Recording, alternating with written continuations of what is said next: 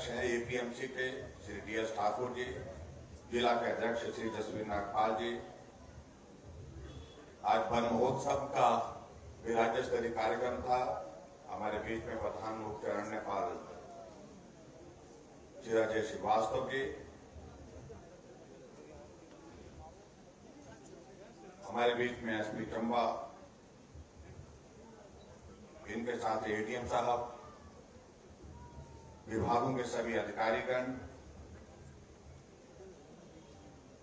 Party के हमारे सभी पदाधिकारी, पंचायती राज संस्थाओं के सभी चुने हुए प्रतिनिधि, भाइयों बहनों और पत्रकार मित्रों, आज के इस कार्यक्रम में आप सबके बीच में जहां आना हुआ है और आप सब लोगों ने बहुत गर्मजोशी के साथ हमारा अभिनंदन किया, स्वागत किया, उसके लिए मैं आप सबका हृदय से आभार व्यक्त करता हूं। बहुत बहुत धन्यवाद।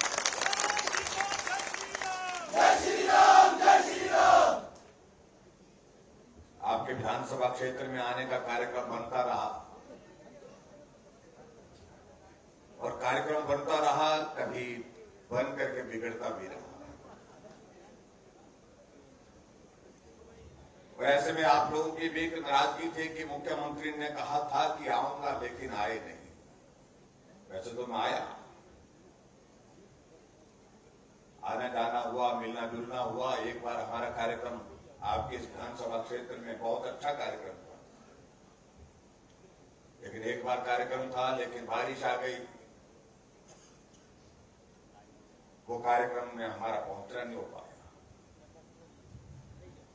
और इसलिए अब की बार हमने तय किया कि हम चंबा का कार्यक्रम करने के बाद आपके यहां पर पहले ही दिन शाम को आकर के रह लेंगे, ताकि बारिश भी आए तो हमको हमारा रास्ता न। जय राम जी का जय श्री राम, जय श्री राम, जय श्री राम। मुझसे पहले यहां सब साथियों ने अपनी बात की, सबसे पहले तो मैं आप सबके बीच में ये कहना चाहूंगा कि आज वन महोत्सव का कार्यक्रम, राज्य स्तरीय कार्यक्रम का आयोजन भी यहां पर किया गया और उस कार्यक्रम के तहत मैं देख रहा था कि हमारे इस विधानसभा क्षेत्र के अंतर्गत आज हमने जो 73वें राज्य स्तरीय वन महोत्सव का कार्यक्रम यहां पर किया,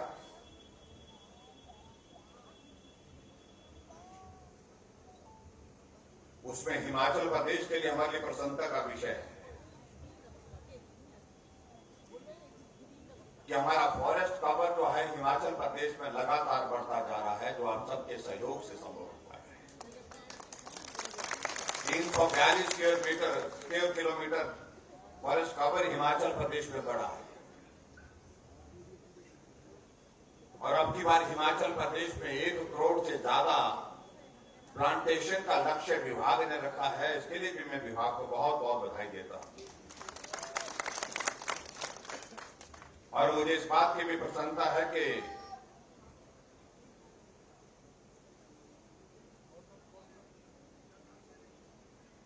फॉरेस्ट कवर को बढ़ाने के लिए हमारी बहुत सारी संस्थाएं, जिसमें पंचायती राज संस्थाओं के चुने हुए प्रतिनिधि, प्रधान, वार्ड मेंबर, जिला परिषद मेंबर, बीडीसी मेंबर, हमारे बहुत सारे सेल्फ हेल्प ग्रुप और इसके अलावा बहुत सारी संस्थाओं ने आगे बढ़कर के जिस प्रकार से काम किया है, उनको भी मैं बधाई देता हूं, उनका भी मैं धन्यवाद करता हूं। और निश्चित रूप से आगे बढ़कर के हिमाचल प्रदेश में फॉरेस्ट कवर को बढ़ाने के साथ साथ में हिमाचल प्रदेश के पर्यावरण को भी और मजबूत करने की स्थिति में सफल होगी। आज आपके इस विधानसभा क्षेत्र में आकर के मुझे इस बात की भी खुशी है कि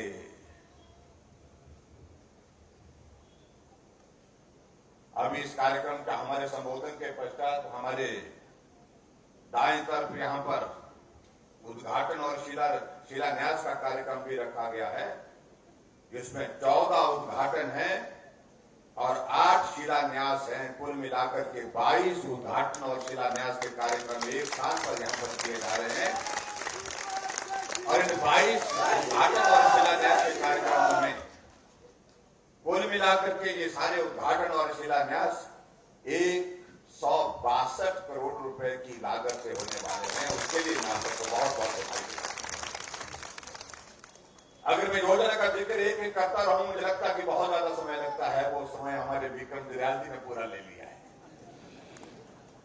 अभी बोल रहे हैं कि मैंने तो बहुत थोड़ा बोला, बहुत कुछ रह गया, लेकिन इन्होंने अपने क्षेत्र के विकास की जो गतिविधियां 4.5 वर्ष के कार्यकाल में रही हैं, जहां स्वाभाविक रूप से एक विधायक का दायित्व बनता है कि उनका जिक्र करें, उन्होंने उस धातु का जिक्र किया है। और मैं ये भी देख रहा था, बारीकी से एक एक चीज को लेकर के उन्होंने आपके सामने अपना पक्ष रखा, क्योंकि एक चुने हुए प्रतिनिधि के नाते जो जिम्मेवारी आप लोगों ने सौंपी थी, उस जिम्मेवारी के अनुरूप जो आपकी आकांक्षाएं थी, आपकी भावनाएं थी, आपकी जो उम्मीदें थी, उन उम्मीदों को पूरा करने के लिए मैंने प्रयत्न किया है। इसलिए उन्होंने एक एक बात का जिक्र आपके समक्ष किया और एक चुने हुए विधायक का दायित्व भी यही बनता है कि वो 5 साल तक समर्पित भाव के साथ आप लोगों के बीच में आपकी सेवा करे, अपने विधानसभा क्षेत्र के हर क्षेत्र का विकास के लिए जी जान से परिश्रम करे, मेहनत करे, और उसके बाद जब अगला वक्त आता है तो लोगों के बीच में अपनी बात कह करके लोगों पर छोड़ देते हैं कि जो आपने बोला तो वो हमने करके दिखाया है। अब आप पर फैसला है कि आपने हमको आशीर्वाद देकर के जो है हिमाचल प्रदेश की विधानसभा के अंदर फिर से भेजना। इसलिए उन्होंने अपनी बात कही। जय श्री राम, जय श्री राम। भाई और बहनों, अब मैं ये भी कहना चाहूंगा, यहाँ आपने हमसे पहले, यहाँ पर हमारे संबोधन से पहले एक डॉक्यूमेंट्री भी सुनी होगी, एक गीत भी सुना। मैं स्टिल थोड़ा सा उस पर प्रकाश डालना चाह रहा हूं। भारत को आजाद हुए 75 वर्ष हुए। 15 अगस्त 1947 को भारत स्वतंत्र हुआ था और इसलिए आदरणीय प्रधानमंत्री जी ने तय किया कि अमृत महोत्सव के रूप में इस वर्ष को हम मनाएंगे और पूरे देश भर में एक नहीं अनेक कार्यक्रम हम पूरे देश भर में करेंगे, अलग अलग विभागों के माध्यम से करेंगे। हम 75 वर्ष पहले कहां थे, आज हम हिमाचल, आज हम देश में वहां कहां पहुंचे। जहां पूरा देश 75 वर्ष आजादी के मना रहा है, वहां हमारे लिए भी सौभाग्य की बात है कि हिमाचल प्रदेश भी अपने गठन के 75 वर्ष मना रहा है। 15 अप्रैल 1948 को हिमाचल प्रदेश का गठन हुआ था। ये शायद मुझे लगता है कि आप सबको भी इस बात की जानकारी है और इसलिए हमने भी हिमाचल प्रदेश सरकार की ओर से यह तय किया, जहां पूरा देश आजादी का अमृत महोत्सव मना रहा है, वहां हिमाचल प्रदेश भी अपने 75 वर्ष अपने गठन के पूरे हिमाचल के लोगों के साथ मनाएगा। उसके लिए हमने आज का ये कार्यक्रम का आयोजन यहाँ पर किया है। आप बड़ी संख्या में यहाँ पर आए हैं, आप सबका मैं आभार व्यक्त करता हूं, सबका अभिनंदन करता हूं। हम आगे बढ़ते जा रहे हैं, हर क्षेत्र में आगे बढ़ते जा रहे हैं, लेकिन उसके बावजूद जहां आगे हम बढ़ते जा रहे हैं, इस बात को सोचने की जरूरत है कि हिमाचल जहां आज पहुंचा है, इस हिमाचल को यहां पहुंचाने में योगदान कितने लोगों का रहा है। इसलिए आप लोगों ने देखा होगा जो डॉक्यूमेंट्री हमने यहां पर आपके सामने प्रस्तुत की, हमने हिमाचल प्रदेश में हम उससे पहले जो 5 मुख्यमंत्री रहे हैं उनका भी जिक्र किया, उनका भी चित्र आप लोगों ने देखा होगा, क्योंकि हिमाचल प्रदेश का नेतृत्व तो उन्होंने भी किया।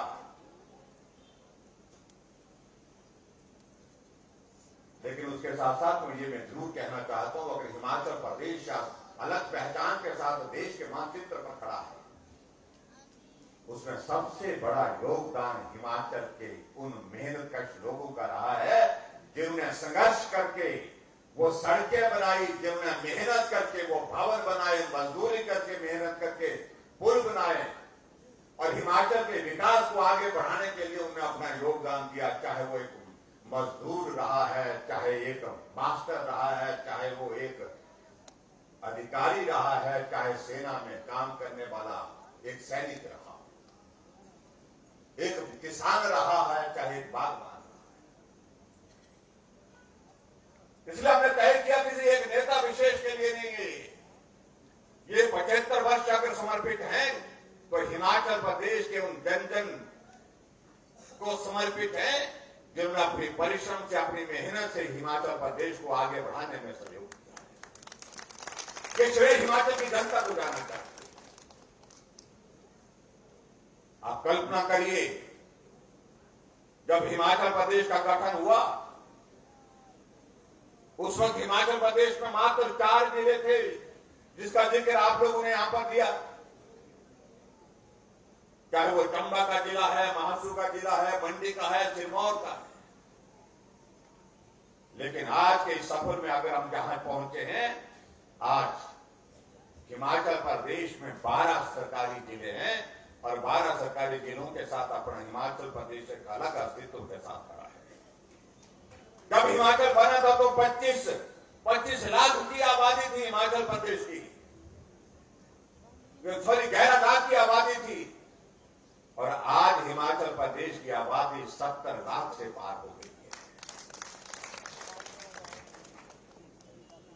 जब हिमाचल प्रदेश बना था, साक्षरता दर हमारे हिमाचल प्रदेश की 4.8% थी, और आज पूरे देश के सभी राज्य को पीछे जोड़ते हुए हिमाचल प्रदेश पूरे देश भर में, मैं कह सकता हूं, दावे के साथ मैं कह सकता हूं, हम केरल से पीछे नहीं है। कहा जाता है केरल पहले नंबर पर है, लेकिन आज अगर इस सारी चीज का आकलन किया जाए, हम केरल से पीछे नहीं, हम केरल से भी 83% पर साक्षरता दर पर पूरे देश भर में पहले नंबर पर है।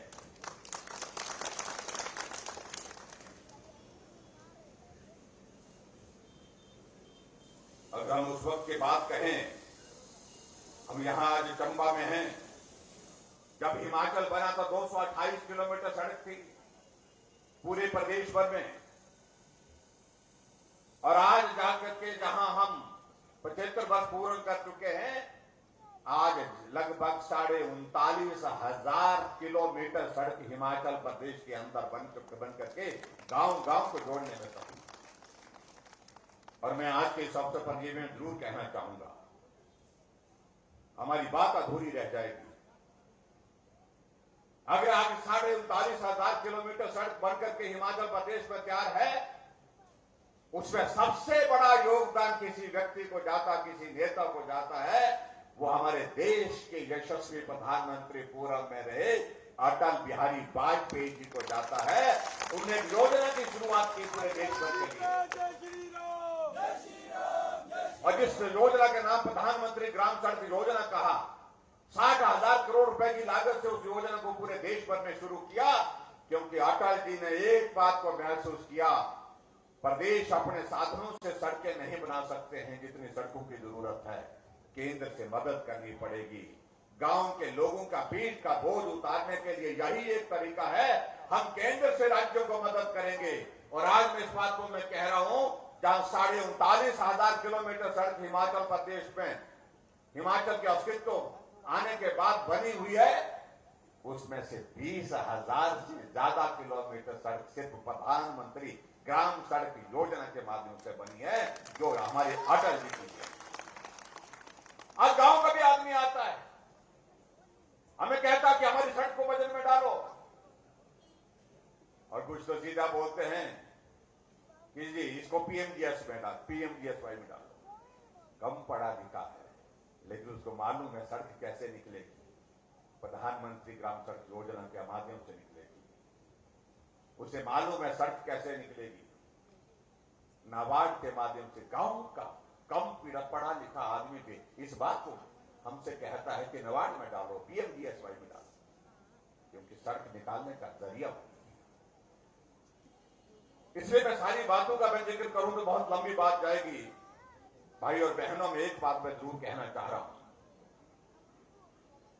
कि हिमाचल प्रदेश देवभूमि के नाम से जाना जाता है, और देवभूमि के साथ साथ में हिमाचल प्रदेश वीर भूमि के नाम से भी जाना जाता है।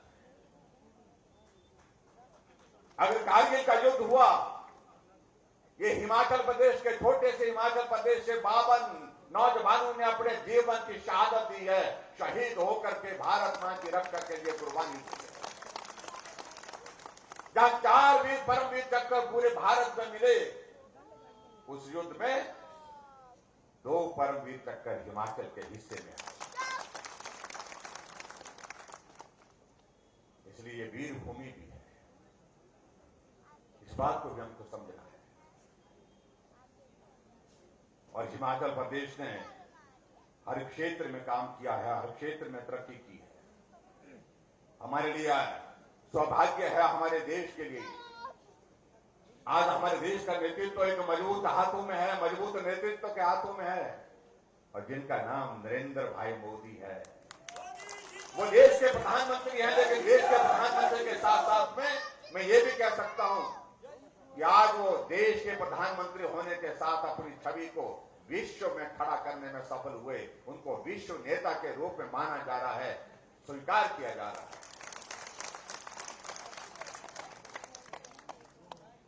अब कल्पना करिए, भारत ऐसा भी कार्यकाल रहा, प्रधानमंत्री रहे, लंबे समय तक रहे, लेकिन प्रधानमंत्री की पहचान राष्ट्रीय स्तर पर, अंतर्राष्ट्रीय स्तर पर जो होनी चाहिए थी वो नहीं हो पाई। अंतर्राष्ट्रीय मंच पर जहां प्रधानमंत्री मंच पर खड़े होते थे,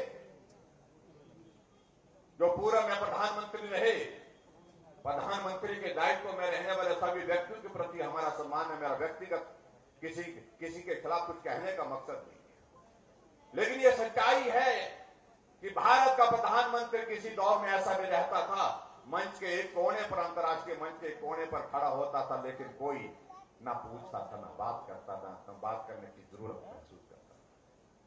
और आज नरेंद्र भाई मोदी जी मंच पर हो, चाहे मंच के कहीं कोने में खड़े हो, जहां खड़े हो, विश्व के सभी नेताओं के कदम स्वतः चल पड़ते हैं उस दिशा में जहां नरेंद्र भाई मोदी जी खड़े हों। पूरे विश्व का मीडिया उनका एक झलक को लेकर के, जो हम एक झलक को लोगों तक को विश्व में कोने कोने में पहुंचाने के लिए आतुर रहता है। ये अंतर है जिस अंतर को समझने और समझाने की आवश्यकता है। भारत बहुत पूरा विश्व कोविड के संकट में गुजरा, लेकिन हमारा सौभाग्य है कि जब कोविड का ये संकट, बहुत बड़ा संकट हमारे सामने आया, तो हमारा देश एक मजबूत हाथ में था, मजबूत नेतृत्व के हाथों में था। अगर कमजोर हाथों में होता तो स्वाभाविक रूप से आप कल्पना कर सकते हैं कि दूसरे देशों में क्या परिस्थितियां होंगी। एक व्यक्ति पर भरोसा, एक नेतृत्व पर भरोसा कि मोदी जी हैं तो मुमकिन है, मोदी जी हैं तो समस्या का समाधान हो करके रहेगा। और आज आप देख रहे हैं कि इस कोविड के संकट से भारत बाहर आ गया। दवा नहीं, अभी तक भी नहीं। साइंटिस्ट ने कहा इस बीमारी का इलाज नहीं। प्रधानमंत्री जी ने कहा कि लोगों का जीवन बचाना है तो रास्ता क्या है। साइंटिस्ट ने कहा कि वैक्सीन बना करके तैयार करनी पड़ेगी, और कुछ लोगों ने कहा कि भारत की बस की बात नहीं। और नरेंद्र भाई मोदी जी ने कहा बात बस की क्यों नहीं, 135 करोड़ का ये भारत, क्या हम अपने बलबूते ये तय नहीं कर सकते हैं? क्या हम अपने बलबूते, हमारे साइंटिस्ट इस वैक्सीन को बना करके तैयार नहीं कर सकते? और साइंटिस्ट को कहा जो मदद चाहिए वो मदद करेंगे, आप आगे बढ़िए। और साइंटिस्ट ने रात दिन परिश्रम किया, वैक्सीन बन करके तैयार हुई। और वैक्सीन बन करके जब तैयार हुई, लोगों को लगाने की बारी आई, तो हमारे विपक्ष के लोग कहने लगे कि मत लगाइए, साइड इफेक्ट हो जाएगा।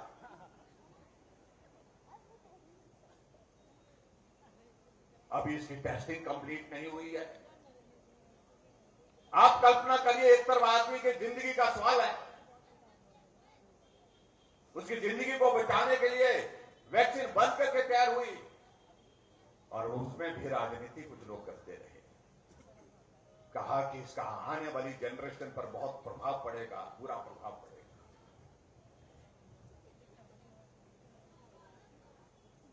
लेकिन एक बात को लेकर के देश की आप देखिए, देश की दिल की बात, नरेंद्र भाई मोदी जी ने कहा वैक्सीन बन करके देशवासियों तैयार है और हम इतनी तारीख से वैक्सीन का यह अभियान शुरू कर रहे हैं।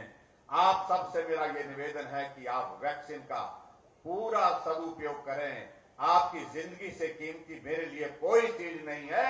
यह आपके जीवन के रक्षा के लिए हम शुरुआत कर रहे हैं। हम बिना पैसे के वैक्सीन आपको दे रहे हैं। और लोगों ने सुनने के बाद ना इधर देखा ना उधर देखा, सीधा वैक्सीन सेंटर में कतार में खड़े हुए वैक्सीन लगाने के लिए और लाखों की करोड़ों की भीड़ में वहां पर अपने उस लक्ष्य को हासिल करने के लिए कि मुझे वैक्सीन लगानी है। और कांग्रेस के लोग देखते रहे। जब उनको पता चला कि सब चले गए, पड़ोसी भी चला गया, इधर दूसरी तरफ का पड़ोसी भी चला गया, मेरा रिश्तेदार भी लगा करके आ गया, फिर उनको पूछने लगे तुमने लगा दी? बोलते हाँ हमने तो लगा दी। बुखार तो नहीं आया? बोलते उन्होंने कहा बुखार नहीं आया, कोई रिएक्शन तो नहीं हुआ, चक्कर तो नहीं आया? बोलते उन्होंने कहा चक्कर भी नहीं आया। आपको कैसा लग रहा? बोलते नहीं बिल्कुल ठीक लग रहा, जैसे मैं था वैसे लग रहा है। और आज दिल में विश्वास मजबूत हुआ है कि वैक्सीन लगा करके आया, मुझे कोविड नहीं होगा। और वही कांग्रेसी जो विरोध कर रहे थे, मास्क पहन करके जाकर के वैक्सीन सेंटर में गए और जाकर के वैक्सीन लगाने के लिए वहां पर कतार में खड़े होकर के वैक्सीन लगा करके आने लगे और नर्स से पूछने लगा सिस्टर अगली डोज कब लगेगी? बेशर्मी की हद है आपके पास। यानी कि किसी की जिंदगी को बचाने के लिए कोई रास्ता निकाला नरेंद्र भाई मोदी जी ने, और उस रास्ते में भी राजनीति करने और इतना बड़ा संकट, दुनिया का सबसे बड़ा संकट, और उस संकट में भी इस प्रकार की बातें करने की कोशिश करते हैं। और मैं आप सबको धन्यवाद करना चाहूंगा कि वैक्सीन का अभियान चला, प्रधानमंत्री जी ने सभी चीफ मिनिस्टर को की बैठक ली, वर्चुअल माध्यम से सभी मुख्यमंत्रियों से निवेदन किया कि आप इस अभियान को शुरू करें, और हमने भी शुरुआत की। हमने तय किया कि हिमाचल इसमें पीछे नहीं रहेगा, और हमने लक्ष्य तय किया पहली डोज में भी हिमाचल पहले नंबर पर आया और दूसरी डोज पर भी हिमाचल पहले नंबर पर आया। मैं धन्यवाद करना चाहूंगा डॉक्टर्स, नर्सेज, पैरामेडिकल स्टाफ की सारी टीम का, आशा वर्कर्स, आंगनबाड़ी वर्कर्स, हमारे सभी जितने कोविड में लगे हुए थे साथी, जिन्होंने अपने जीवन को संकट में डाल करके उसके बावजूद भी इस वैक्सीन के अभियान को पूरा किया। मैं अधिकारियों के साथ बैठक कर रहा था, बैठक करते हुए अधिकारियों ने कहा कि हमने वैक्सीन का अभियान पूरा कर लिया। मैंने कहा कोई गांव छूटा तो नहीं? कहा गांव तो एक दो छूटे हैं। बोलते हमने कहा कौन से गांव छूटे हैं, क्यों छूटे हैं? अब हमने कहा तब तक हम पूरा नहीं कर सकते, तब तक कह नहीं सकते। उन्होंने कहा कि वहां तो बड़ा कठिन है। तो कहा बड़ा बंगाल नहीं जा पाए। हमने कहा कितने लोग रहते हैं? बोलते 160 के करीब लोग वहां पर हैं। हमने कहा दिक्कत क्या है? जाने आने में कठिनाई है। बोलते हैं जी 3 दिन जाने के लिए लगते हैं, 3 दिन आने के लिए लगते हैं। हमने कहा 3 दिन के कोई मतलब नहीं बनता है। हमने डॉक्टर की टीम तय की, वैक्सीन तैयार की, डिप्टी कमिश्नर कांगड़ा को कहा कि आप सारी टीम के साथ हेलीकॉप्टर भेजा हमने, जाकर के बड़ा बंगाल में उतरा, जितने भी लोग वहां पर थे सबके सबको वैक्सीन वहां लगाया। फिर अधिकारी आए, बोलते कि अब तो हो गया। बोलते एक गांव है, बोलता है एक गांव बच गया। बोलते कि वहां पर थोड़ी मुश्किल है। हमने कहा क्या मुश्किल है? बोलते जी मलाना का गांव रह गया। हमने कहा कि मलाना का गांव क्यों रह गया? कहा कि मलाना का गांव ऐसे रह गया कि वहां जगदम्बनी ऋषि है, और वो गांव के लोग जो है सिर्फ देवता अगर कहेगा तो वैक्सीन लगेगी, देवता नहीं कहेगा तो वैक्सीन नहीं लगेगी। तो हमने कहा प्रयत्न करिए। उन्होंने कहा कि वो मान नहीं रहे। मैंने डिप्टी कमिश्नर को कहा कि आप जाइए, पूरी टीम के साथ जाइए, और जिस प्रकार देवता जो है लोगों के जीवन की रक्षा करता है, उसी प्रकार से ये वैक्सीन भी लोगों के जीवन की रक्षा के लिए है। देवता के सामने निवेदन करिए, हमारी तरफ से भी निवेदन करिए। हमने वहां के जनप्रतिनिधियों से भी बात किया, उनसे भी निवेदन किया। आखिरकार देवता ने परमिशन दी। 2600 लोगों को मलाना के गांव में हम वैक्सीन लगाते हैं। उसके बाद मेरे प्रधानमंत्री मुझसे कहा, मैंने कहा हमने वैक्सीन का अभियान पहले दौर का पूरा कर लिया, पहली डोज का कंप्लीट कर लिया, और प्रधानमंत्री जी ने बधाई दी। और मैंने कहा मुझे अकेले के लिए नहीं, ये प्रधानमंत्री जी पूरा देश, पूरा प्रदेश सुनना चाहता है। हम पूरे प्रदेश के सब साथियों को जोड़ करके वर्चुअल माध्यम से हमने देखा, हमने कहा कि आप अपना आशीर्वाद दे। और प्रधानमंत्री जी ने कहा कि दुनिया के सबसे बड़े संकट में मैं हिमाचल को बधाई देता हूं, हिमाचल इसमें चैंपियन बन करके उभरा है, सबसे पहले वैक्सीन की डोज कंप्लीट।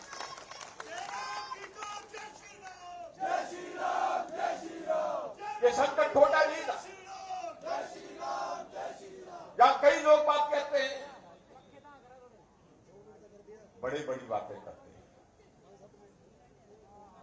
लेकिन जो पहले मुझसे पहले मुख्यमंत्री रहे आज तक हिमाचल प्रदेश में, कोई भी ऐसे संकट के दौर में से गुजरा नहीं, ऐसी परिस्थितियों के दौर में गुजरा नहीं।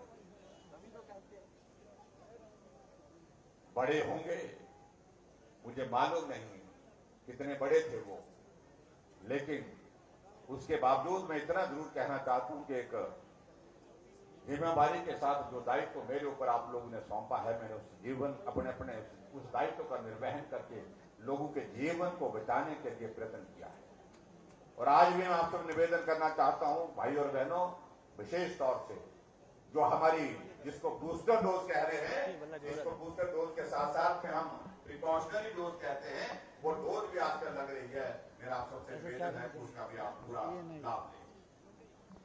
जहां तक हमारी सरकार के बारे में बातचीत हो रही थी, हमारी सरकार का 5 वर्ष का कार्यकाल पूरा होने वाला है। वक्त तो किसी के लिए नहीं रुकता है, वक्त तो चलता ही जाएगा।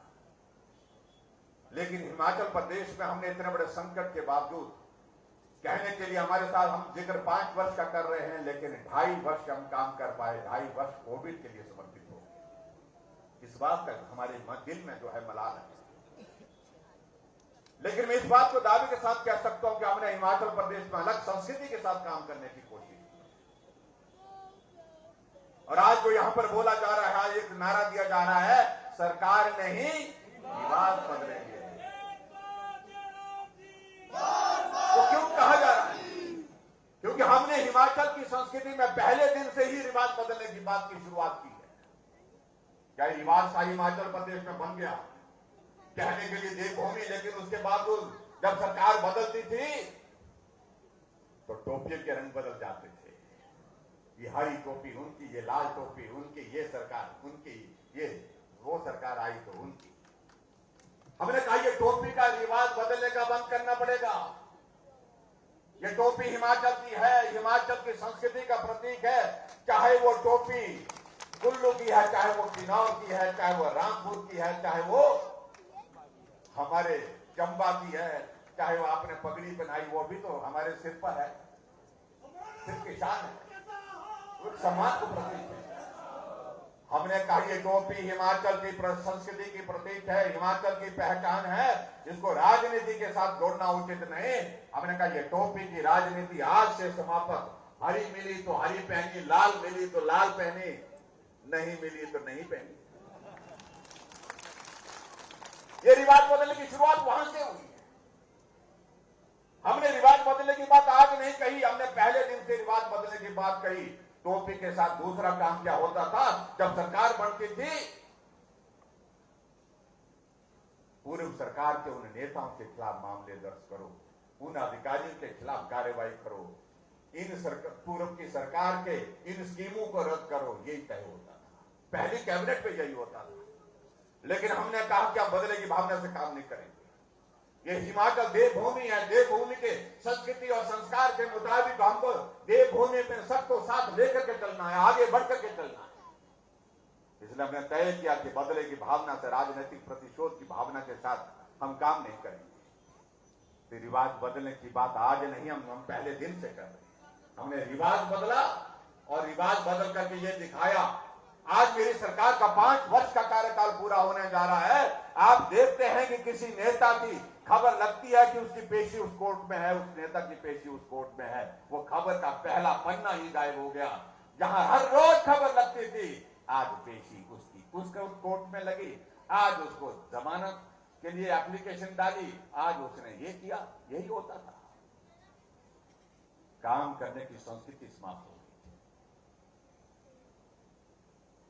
बदले की भावना के साथ एक दूसरे के खिलाफ इसी काम में लगे रहते थे। और मुझे उम्मीद है कि आने वाले समय में भी इस संस्कृति को हम जिंदा रखने में हम कामयाब होंगे। लेकिन बहुत विचित्र बात लगती है, अभी जैसे जैसे हम चुनाव के करीब आ रहे हैं, कुछ नेता भाषण दे रहे हैं और भाषण दे करके अपनी बात कह रहे हैं कि हम आएंगे तो हम जयराम की सारी स्कीमों को रद्द कर देंगे। ऐसा भी क्या गुनाह किया जयराम ने, ये हम पूछना चाहते हैं उनसे। मैंने हिमाचल प्रदेश के पिछले सत्र में हमने विधानसभा के अंदर हम साथी बैठे हुए थे, जब बजट सत्र में जो महामहिम राज्यपाल का अभिभाषण था, अभिभाषण पर चर्चा के लिए जब मैं जवाब देने के लिए खड़ा हुआ, मैंने सामने विधायक बैठे थे कांग्रेस से, मैंने कांग्रेस के मित्रों को कहा कि मेरी मदद करो। सब देखने लगे क्या मदद करें। मैंने कहा मेरी याददाश्त अच्छी है, लेकिन मुझे याद नहीं आ पा रहा है कि 5 वर्ष जब आप सत्ता में रहे, कांग्रेस पार्टी की सरकार हिमाचल प्रदेश में रही, आपकी सरकार में कौन कौन सी योजनाएं चली थी जिनको आज लोग याद करते हैं। कोई आदमी, कोई विधायक खड़ा होकर के कहने की स्थिति में नहीं हो पाया। सन्नाटा छा गया वहां पर विधानसभा के अंदर, क्योंकि ये सच्चाई है कि पिछले 5 वर्ष में जो कांग्रेस की सरकार रही, एक भी योजना हिमाचल प्रदेश में शुरू नहीं हुई थी जिसका जिक्र हम आज कर सकते हैं।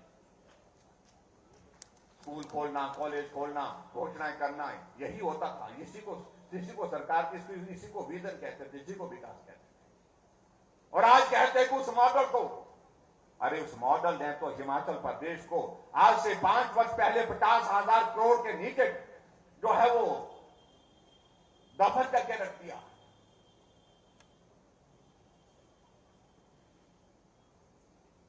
लेकिन जब जवाब नहीं दे पाए विधानसभा के अंदर, तब हमने कहा तुम मुझे कहते हो कि कुछ नहीं किया जा रहा है, तो मेरी बात सुन लीजिए। मैंने कहा थोड़ा सब्र रखना पड़ेगा।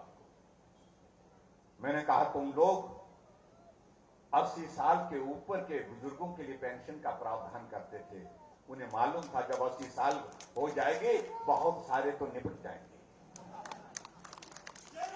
जब मांगने वाले ही नहीं रहेंगे तो बोलने में क्या है। और हमने वो पेंशन का प्रावधान 60 साल से कर दिया।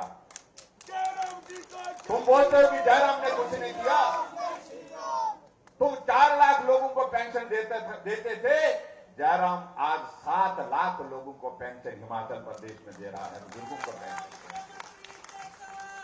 तुम 400 करोड़ खर्च करते थे और आज जयराम ठाकुर 1300 करोड़ रुपए हिमाचल प्रदेश में खर्च कर रहा है। मैंने कहा आगे सुनिए। गरीब आदमी बीमार होता था, गरीब आदमी के इलाज के लिए कोई 50 साल तुम सत्ता में रहे, कभी सोचा तुमने गरीब आदमी बीमार हो जाएगा उसके लिए इलाज का प्रावधान क्या होगा? वो अपना घर गिरवी रखने की स्थिति में आ जाता था, जमीन गिरवी रखता था, रिश्तेदारों से कर्ज लेकर के जिंदगी बचने और बचाने का प्रयत्न करते था। कई बार पत्नी अपने जेवरात जो है वो बेच करके इलाज करने के लिए विवश हो जाती थी।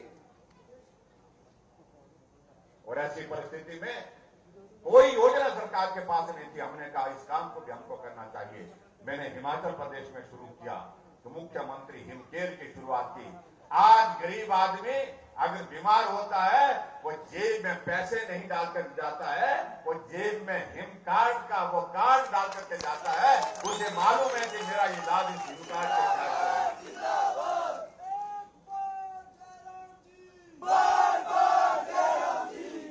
हमने उन गरीब लोगों के लिए सेवा का माध्यम चुना। हम उनके दर्द को कैसे कम कर सकते हैं? दर्द तो कम हम नहीं कर सकते, लेकिन उसमें हम उस दर्द के लिए प्रावधान क्या कर सकते हैं इलाज का। और हम ये कर रहे हैं और कांग्रेस वाले बोल रहे हैं कि हम आएंगे तो हम बंद कर देंगे। हमने यहां पर देखे, यहां पर बहुत सारी माताएं बहनें बैठी हैं, गांव में किसी के घर में गैस का चूल्हा होता था, लेकिन गरीब हमारी बहन, हमारी मां दूसरे घर में पड़ोस में देखती थी, उसके पास सामर्थ्य नहीं थी, वो गैस नहीं खरीद सकती थी, मन में इच्छा उसकी रहती थी, लेकिन उसके बावजूद वो भावना उसके दिल में रह जाती थी। हमने तय किया, जहां आदरणीय प्रधानमंत्री जी ने उज्ज्वला योजना की योजना पूरे देश भर के लिए शुरू की, हमने गृहिणी सुविधा योजना की शुरुआत हिमाचल प्रदेश में की और 3,32,000 गैस के चूल्हे घर घर में पहुंचाए। गरीब के घर में गैस का चूल्हा। पूरे देश में हिमाचल पहला राज्य है जहां पर हर घर में गैस का चूल्हा पहुंचा। और कांग्रेस के लोग बोल रहे हैं कि हम सत्ता में आएंगे तो हम ये भी बंद कर देंगे। क्या गैस का चूल्हा भी घर से, रसोई से उठा करके चले जाएंगे? क्या राम जी वो फकीर है? उनको पूछना चाहिए सारी बात के लिए। हमने उस गरीब आदमी के इलाज के लिए जो बिस्तर पर पड़ा, चल नहीं सकता, अपना काम नहीं कर सकता है, बेबस है, लाचार है, क्योंकि बीमारी ऐसी लग गई, वो बिस्तर छोड़ नहीं सकता है, और जब तक जिंदा है तब तक उसको झेलना पड़ रहा है। और बीमारी किसी को पूछ करके नहीं आती है। अमीर आदमी होता है, उसके पास साधन होते हैं, वो अपने 4 आदमी रख लेगा, अपनी सेवा के लिए रख सकता है, बेहतरीन हॉस्पिटल में जाकर के अपने ट्रीटमेंट के लिए जा सकता है। लेकिन गरीब तो घर के उस खाट पर पड़ा है, उसके पास उसके सिवाय कोई कारण नहीं। हमने कहा ऐसे लोगों के लिए जिसको पैरालिसिस हो गया, कैंसर हो गया, किडनी फेल हो गया, एक्सीडेंट हो गया, चल नहीं सकता है, अपने बिस्तर पर पड़ा है, उसके लिए अलग से काम करना चाहिए। हमने मुख्यमंत्री सहारा योजना की शुरुआत की। 20,000 ऐसे लोग जो बिस्तर पर पड़े हैं, उनके खाते में हर महीने 3,000 रुपए डाल करके उनकी मदद कर रहे हैं। और वो कांग्रेस के लोग बोल रहे हैं कि हम सत्ता में आएंगे, हम सत्ता में आएंगे तो हम बंद कर देंगे।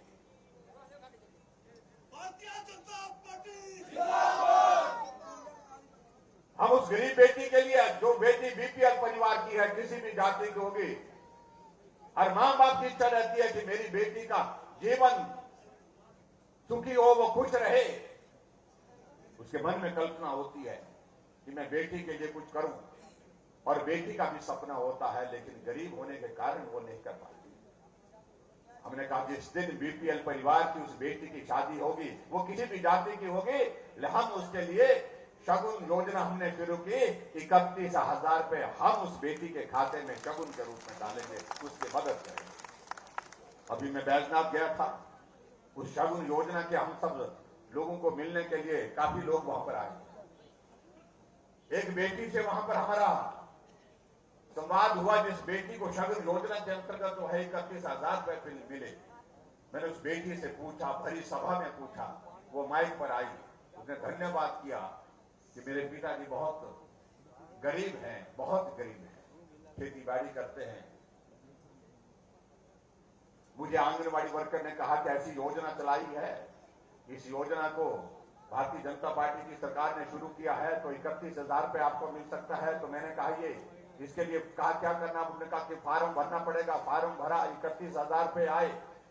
मैंने उनसे पूछा, मैंने कहा वो 31,000 रुपए आपने अपने खाते में डाले या अपने पति के खाते में डाले या खर्च कर दिए, क्या किया आपने? उस बेटी ने कहा, ना ही मैंने अपने खाते पे डाले, ना ही मैंने अपने पति के खाते में डाले, मैंने वो 31,000 अपने पिता के खाते में डाले। मैंने कहा ऐसा क्यों किया? उन्होंने कहा कि मैं नहीं चाहती थी कि मेरे पिताजी मेरी शादी पर जो है वो खर्च करें। उन्हें रिश्तेदारों से भी सहयोग लिया, मदद ली, और जब मैंने देखा कि उन्होंने मेरी शादी पर खर्च किया, तो मैं घर से विदाई होने के बाद अपने पिता के लिए ऋण छोड़कर जाऊं, उनके लिए बोझ बन करके जाऊं, ये मेरा दिल मंजूर नहीं था। और मैंने वो पैसे जो है अपने पिता के लिए दे दिए। हमने कहा ये जो आपने खर्च किया है कन्यादान के लिए, बेटी के लिए, ये आपके लिए मैं दे रही हूं। बेटी ने अपने पिता के लिए। आप इस तरह से आप देखिए, कल्पना करिए भावनाओं का, भावनाएं किस हद तक होती है, और ये काम बेटी कर सकती है, ये कल्पना से परे की बात है। लेकिन ये हकीकत है जो किया। पिताजी वहीं पर उपस्थित थे। पिताजी ने माइक पर आकर के उन्होंने भी कहा कि ये सच्चाई है, ये हकीकत है कि बेटी ने पैसे लेने से मना किया। मेरे ही पास वो पैसे जमा कर दिए, कहा कि आपके खाते में डाल करके आपका जो खर्चा वो उसका पूरा करिए। और ये बहनों बहुत सारी चीजों को लेकर के हम बात कर सकते हैं। आज वो कह रहे हैं हमारे विपक्ष के लोग यात्रा शुरू कर रहे हैं। यात्रा क्या शुरू कर रहे हैं? बेरोजगार यात्रा। क्या नाम रखा उस यात्रा का? बेरोजगार यात्रा। जैसे कि हमने ही बेरोजगारी बढ़ाई है। 50 साल तुम सत्ता में रहे, तुम्हारे कार्यकाल में बेरोजगारी बढ़ी नहीं। यही वही लोग थे जो पीटरहॉफ के मैदान में सभी नौजवानों को इकट्ठा करके पूरे प्रदेश भर से बुलाए और कहा कि नारे लगाओ। नारे लगाए गए 7वीं बार राजा साहब, लेकिन वो पीटीए वाले भी वही, जो हमारे एसएमसी वाले भी वही, बाकी जो हमारे आउटसोर्स वाले भी वही, ना उनके लिए योजना बनाई, ना उनके लिए काम किया। आज मेरे पीटीए के बच्चे, हम सुप्रीम कोर्ट तक उनके लिए लड़े, उनको हमने पक्की नौकरी का प्रावधान किया है। आज मेरे एसएमसी के बच्चे जो जिनके लिए ऐसी परिस्थिति बन गई, जो 10-10 सालों से सेवाएं दे रहे हैं, उनके लिए मुश्किल हो गई कि आने वाले भविष्य में हमारे लिए क्या होगा। हमने कहा आपको नौकरी से नहीं हटाएंगे। हमने कहा 1 वर्ष तक के लिए हम सीधे आदेश कर दिए, जहां एसएमसी का हमारा अध्यापक काम कर रहा है वो काम करता रहेगा, क्योंकि वो दूर दराज के इलाके में जहां मास्टर नहीं पहुंच पाते थे वहां जाकर के अपनी सेवाएं दे रहा है, इसलिए वो काम करता रहेगा।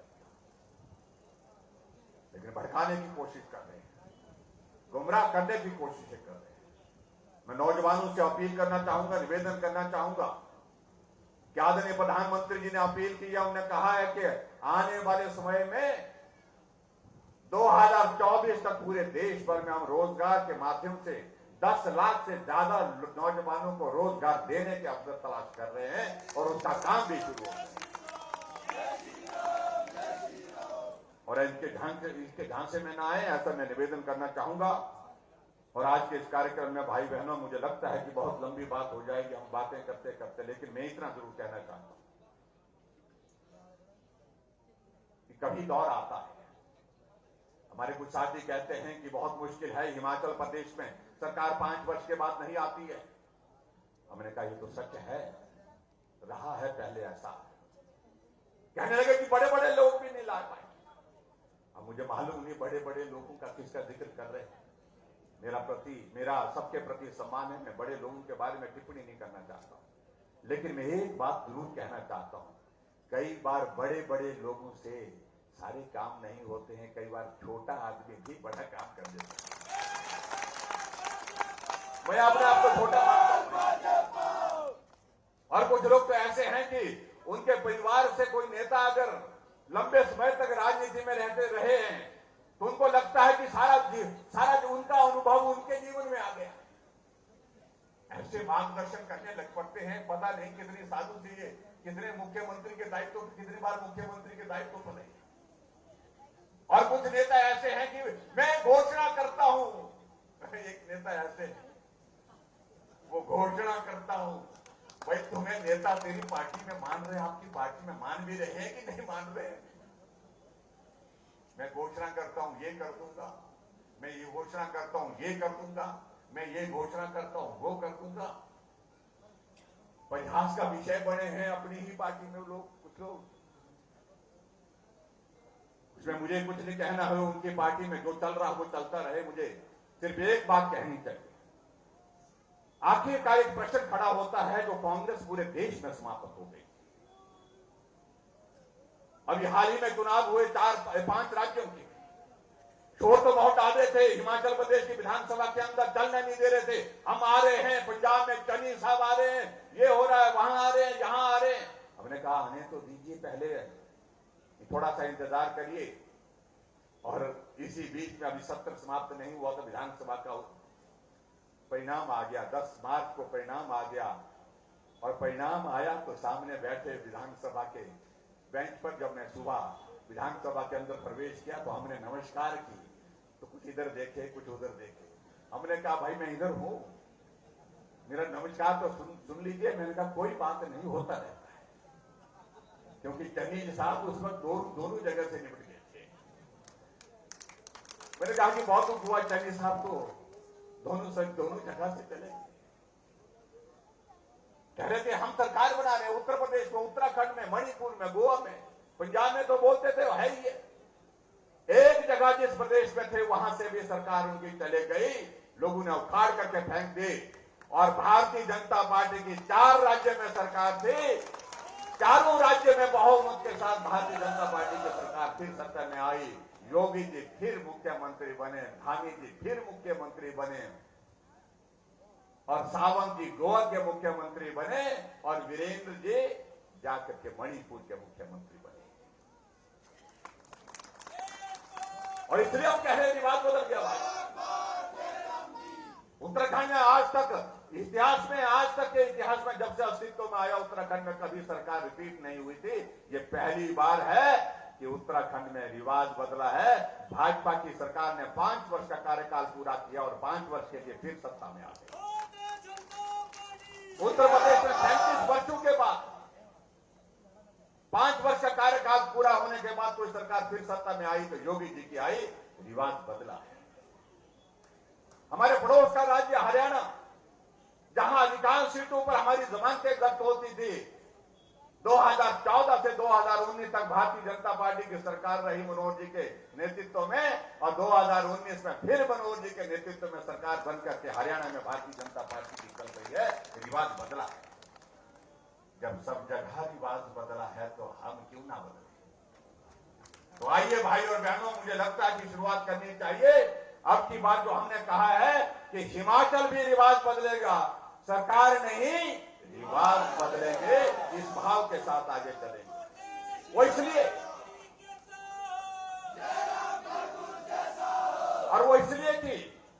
कि हिमाचल की जरूरत है कि दिल्ली में नरेंद्र भाई मोदी जी के हाथों को मजबूत करना और मोदी जी के आशीर्वाद से हिमाचल के विकास के लिए काम करना।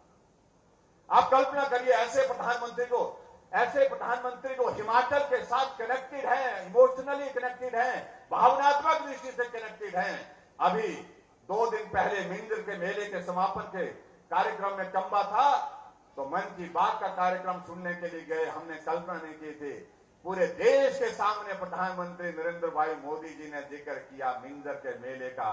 कहा कि मिंजर के मेले में जो हमारे वहां की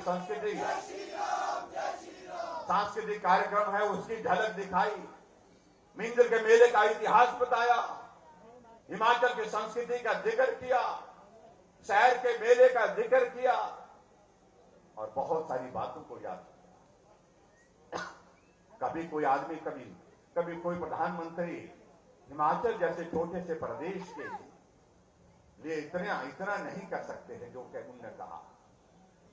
शिमला आए, 8 साल का कार्यकाल पूरा हुआ नरेंद्र भाई मोदी जी का बतौर प्रधानमंत्री, और शिमला के रिज के मैदान में पहुंचने से पहले जब माल रोड में उन्होंने प्रवेश किया, गाड़ी छोड़ करके माल रोड तक एक कोने से दूसरे कोने तक पैदल चल पड़े। मैं इस माल रोड पर वर्षों तक चलता रहा, साथियों से मिलता रहा और पूरे हिमाचल के लोगों ने अभिनंदन किया, स्वागत किया उनका।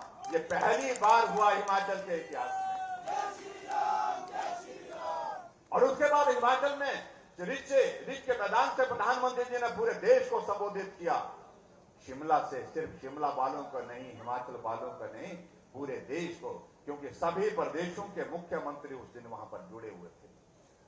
पूरे देश को 700 से ज्यादा जिले पूरे देश भर के उस दिन जुड़े हुए, उस कार्यक्रम में हिस्सा लिया। और उसके बाद फिर आए यहां धर्मशाला में चीफ सेक्रेटरी कॉन्क्लेव में, चीफ सेक्रेटरी के कॉन्क्लेव में 2 दिन के लिए हिमाचल प्रदेश में फिर से आना हुआ, धर्मशाला में रुकना हुआ। और मुझे लगता है कि हिमाचल के इतिहास में यह पहली बार हुआ कि देश के प्रधानमंत्री धर्मशाला में 1 दिन नहीं पूरे 2 दिन रहे, दूसरे दिन शाम को दिल्ली गए। परेशान हो गए हमारे कांग्रेस के लोग, सब आ रहे हैं। हमने कहा जी आ रहे, धर्मशाला आ रहे, पक्का आ रहे। हमने कहा पक्का आ रहे, बिल्कुल पक्का आ रहे। हमसे पूछने लगे, मुझे रुकेंगे भी? मैंने कहा हाँ रुकेंगे। अच्छा रात को स्टे है वहां पर? मैंने कहा जी हाँ रात को स्टे है। मैंने कहा आपको कोई परेशानी? नहीं बोलते, मैं कैसे जानकारी लेके पूछ रहा हूं। ये स्थिति कांग्रेस पर, ये क्यों आ रहे हैं? 7 बार प्रधानमंत्री जी इन 4.5 वर्षों में हिमाचल प्रदेश में आए, और वो सरकारें होती थी जब कार्यकाल पूरा होने के लिए होता था, कहीं एक बार प्रधानमंत्री आए थे, और वो भी शिमला के रिज के मैदान पर जो है ठंडी हवा में सो करके चले गए। ये अंतर है जिसे समझने और समझाने की आवश्यकता भाई और बहनों। और बहुत जल्दी मैं आपके बीच में ये भी कहना चाहता हूं, प्रधानमंत्री जी फिर से आने वाले हैं और चंबा में भी आने वाले हैं। ये भी मैं आपके बीच में कहना चाहता हूं। जय श्री राम, जय श्री राम। इसलिए आप सबका आशीर्वाद चाहिए, आप सबका सहयोग चाहिए। हमने सरकारें बनाई, विपक्ष में रहे, सत्ता में विपक्ष में, ये क्रम चलता रहा। मुझे आज हिमाचल प्रदेश की विधानसभा के अंदर 25 साल होने लगे, लेकिन एक मन में एक तमन्ना है कि अब की बार ये रिवाज बदल करके छोड़ना है। ये 5 वर्ष का हिसाब था तो हर बार चलता है, इसको बदलना चाहिए। और इस काम के लिए आप सबका आशीर्वाद चाहिए, आप सबका सहयोग चाहिए। यहाँ भाई विक्रम जरयाल जी ने बहुत सारी बातों का जिक्र किया है। उन्होंने कहा ये रह गया, यहाँ आना कम हुआ, लेकिन फिर भी उसके बावजूद आपके लिए चाहे वो पीडब्ल्यूडी का डिवीजन देने की बात थी और चाहे वो सारे चीजों को लेकर के यहाँ काम करने की आवश्यकता थी, मैं दावे के साथ कह सकता हूँ कि हमने बेहतर किया है और बेहतर करेंगे। और मैं एक एक योजना में जिक्र नहीं जाऊंगा जिसका जिक्र यहाँ पर विक्रम जरयाल जी कर रहे थे। आप हम पर विश्वास करें, जो भी उसमें करने का होगा, हम विक्रम जरयाल जी हम बैठेंगे, बैठ करके चर्चा करेंगे। जो भी आपके विधानसभा अभ्यास के लिए जो करने की जरूरत होगी उसको निश्चित रूप से करेंगे, उसमें कमी नहीं छोड़ेंगे। ये मैं आपके बीच में कहना चाहता हूं। मैं एक दो स्कीमों का जिक्र न करके मैं यही कहूंगा, आप सबका विश्वास, आप सबका आशीर्वाद चाहिए। हिमाचल फिर मोदी जी के हाथों को मजबूत करने के लिए आगे बढ़ रहा है। इसमें हिमाचल प्रदेश में आप सबके आशीर्वाद से हम निश्चित रूप से सफल होंगे। चंबा में 5 सीटें हैं, 4 हमारी हैं और एक मुझे लगता है कि एक भी अब की बार नहीं छोड़नी चाहिए। 5 सीटों पर भारतीय जनता पार्टी की जीत हो, इसके लिए आप सबका आशीर्वाद चाहिए। आप ये काम करिए और उसके बाद आपके लिए जो करना होगा इस विधानसभा क्षेत्र के विकास के लिए, उसमें कोई कमी नहीं छोड़ेंगे। और एक वादे के साथ, एक इरादे के साथ हम आगे बढ़े कि सरकार नहीं, रिवाज बदलना है, इस भाव के साथ आगे बढ़े। इतना ही मैं आज के इस कार्यक्रम में यहाँ पर कहना चाहता हूँ। आप सब लोगों ने आज के इस कार्यक्रम में जिस गर्मजोशी के साथ यहाँ पर हिस्सा लिया, भाग लिया, सभी भाई बहनों को मैं धन्यवाद करता हूँ। और बहुत जल्दी मैं आपके बीच में फिर से आऊंगा, फिर मिलकर के हम बात करेंगे। आपके विकास के विषय को लेकर के मैंने कहा भाई जरयाल के साथ बैठेंगे, बैठ के चर्चा करेंगे, समाधान के रास्ते निकालेंगे। बहुत बहुत धन्यवाद, नमस्कार, जय हिंद।